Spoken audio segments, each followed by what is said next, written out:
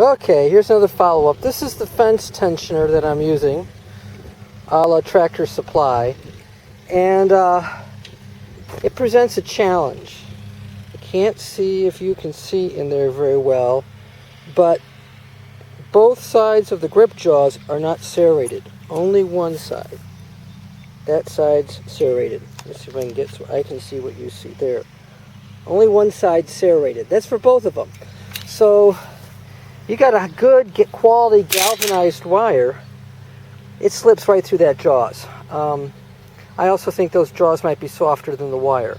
So it's not the best. And tensioners are too expensive to keep going out buying different ones to find a great one. So the tip. What I found is a cheap fix, much cheaper than buying a new tensioner, is when I start my pulls, I crimp a solitary grip 6 inches back from one end. Okay? And I usually lock that into the stationary arm, not the traveler. That would be the traveler. I lock that into the stationary. So it has something to bump up against that's gripping the wire well. Once I get the wire snug, but not really tense because it's going to start slipping, then I crimp on another one about a foot back again from the end.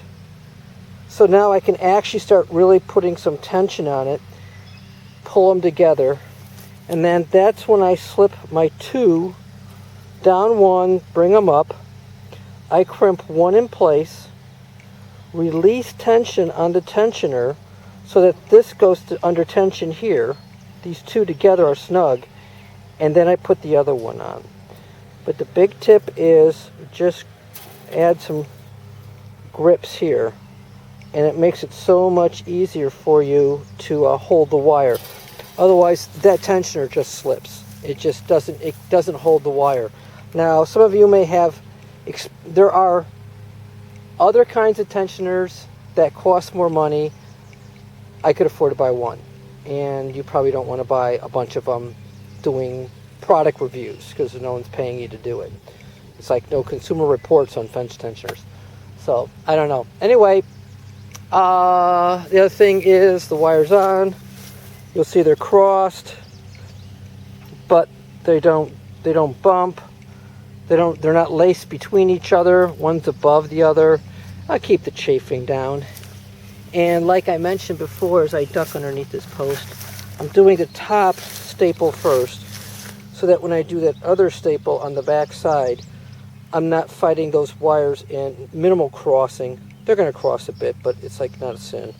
But it's a lot easier for me. So that's Al's cheap Tractor Supply tensioner product review. Make sure you just buy extra grips. And there's better places to buy fencing supplies. I recommend Ken Cove here on the East Coast. Okay, that's it. Bye.